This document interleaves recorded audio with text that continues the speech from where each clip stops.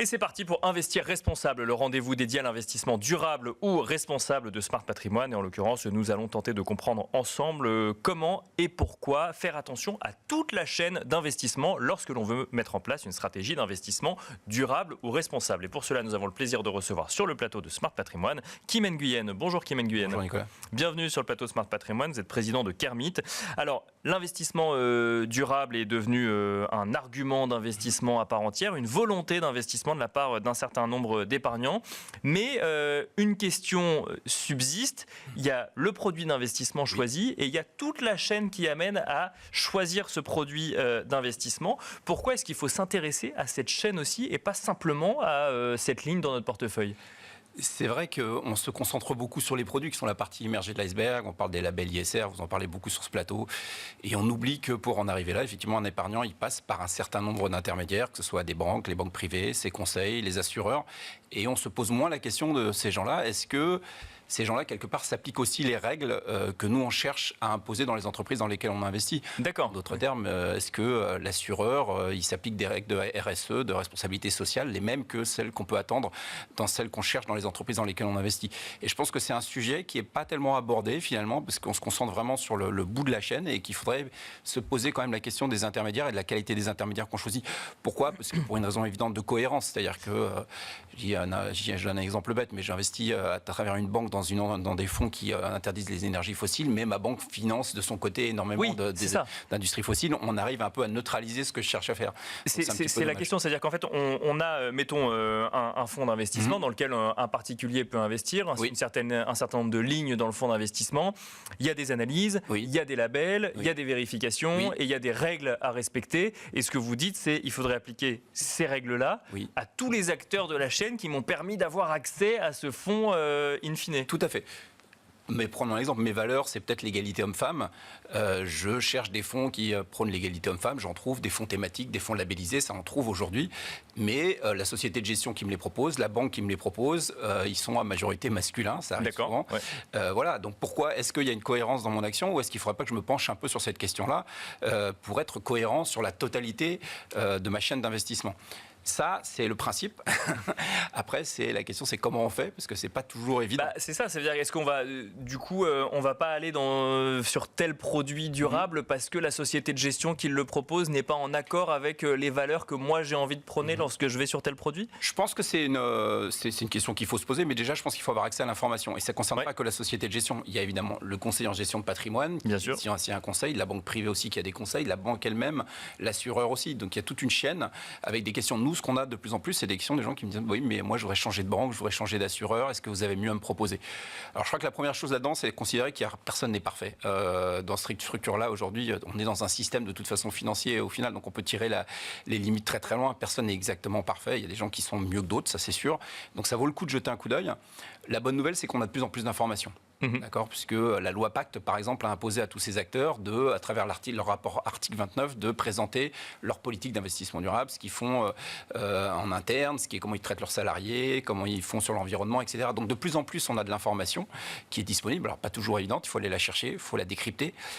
Ça, c'est l'obligation réglementaire. Et puis en plus, on va avoir CSRD qui arrive pour les gros, quand les gros assureurs vont être soumis à CSRD, donc publication obligatoire d'une espèce de bilan extra-financier qui va nous permettre aussi d'avoir des données comparables entre eux, donc tout ça c'est intéressant.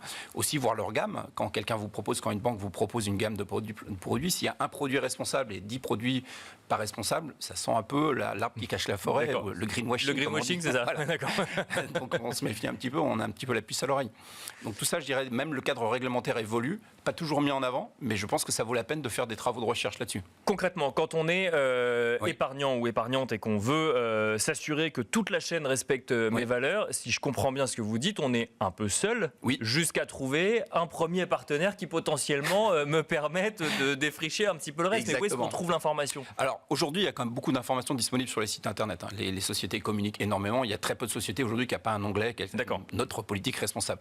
Après, l'enjeu c'est de voir, est-ce que c'est du greenwashing ou est-ce que faut aller plus loin. Je dirais qu'il faut s'adresser. Déjà, il faut faire son petit travail personnel.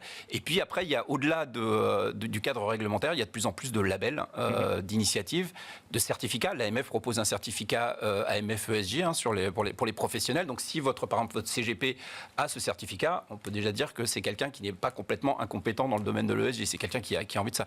Si la personne adhère à des associations type les acteurs de la finance responsable, voilà, donc ça c'est quelqu'un qui a envie de faire avancer un petit peu les choses. Donc on a des signaux quand même forts là-dessus. Justement, Kim Nguyen, vous êtes vous-même, je crois, membre des acteurs de la finance responsable. On voit de plus en plus de conseillers en gestion de patrimoine mettre en avant effectivement une volonté, une stratégie ESG. Ça veut dire que vous êtes de plus en plus nombreux au sein des acteurs de la finance responsable. Comment est-ce qu'on s'assure que le discours est en corrélation avec les actions? C'est une bonne question et c'est un point sur lequel on travaille puisque aux AFR, on va lancer un label pour les CGP. Donc d'accord, ça va être fait. Donc on va avoir un label qui va identifier les CGP qui font vraiment des efforts sur un certain nombre de points qui nous semblent importants pour nous et pour nos valeurs. Donc ça sera un point de repère. Mais bon, il n'y a pas que nous, il n'y a pas que ça. Il y a vraiment des gens qui sont motivés et qui avancent, même si on est effectivement nombreux aux AFR. Il y a d'autres CGP qui font quand même des choses. Les CGP, c'est une chose à part entière, mais il y a aussi, il ne faut pas oublier les banques privées. Il y a la banque privée aussi. Qu'est-ce qu'ils proposent en termes de mandat? Est-ce qu'ils proposent des alternatives? Est-ce que c'est un produit parmi d'autres? Donc il y a tout un tas de questions à se poser.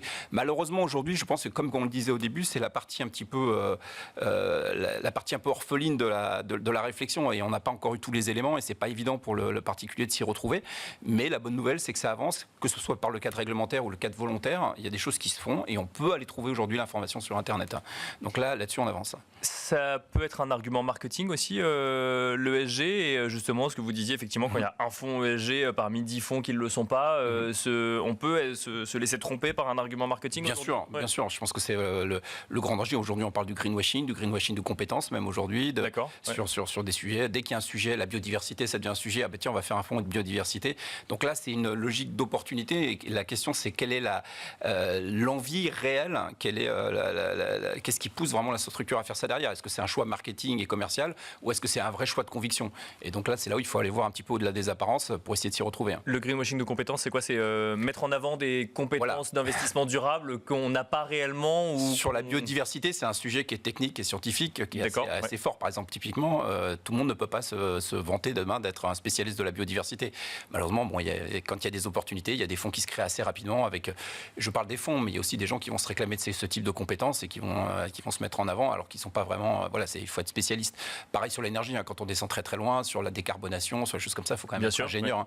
Donc nous, on reste des modestes financiers. C'est ce que j'allais dire, c'est que ce n'est pas le métier du conseiller en gestion de patrimoine ou du banquier privé de devenir ingénieur ou de devenir un expert en biodiversité. Donc ça, c'est aussi un signe. Est-ce que ces gens sont bien accompagnés? Est-ce qu'ils sont adossés avec des grosses structures, avec des ingénieurs spécialisés sur ce sujet? Donc tout ça, c'est des signaux forts qui me semblent, si vous voulez, participer à la cohérence de la démarche du placement financier. Il faut qu'on arrête de se positionner uniquement sur le produit qui est là à la fin, mais qu'on se pose la question de tout l'écosystème, en fait, et ça fera bouger les choses. Si on rentre dans le concret et on finira là-dessus, ça veut dire quoi? Qu'on commence par trouver le bon conseil avant d'aller chercher les bons produits, et ce bon conseil, on le trouve en regardant les associations, en regardant les sites internet, en analysant éventuellement les partenaires du conseil en tant que tel? Oui, je pense que c'est ça, c'est la démarche du conseiller. Et puis après, il ne faut pas se leurrer non plus. On a tous des besoins différents, on a tous des appétences différentes et qu'il faut rencontrer les gens.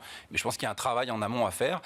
Après, on ne va pas se leurrer non plus, on ne va pas changer les choses à 90 degrés. Tout le monde n'est pas capable de changer de banque du jour au lendemain, de switcher tout son épargne. On a tous des besoins d'emprunt, etc. Mais je pense qu'on a un effort à faire là-dessus, à plus juste se reposer sur nos partenaires habituels, se poser la question, est-ce que nos partenaires ils sont cohérents avec nos valeurs? Est-ce qu'il ne faut pas qu'on fasse évoluer les choses si ils ne le sont pas, soit en changeant, soit en leur posant des questions?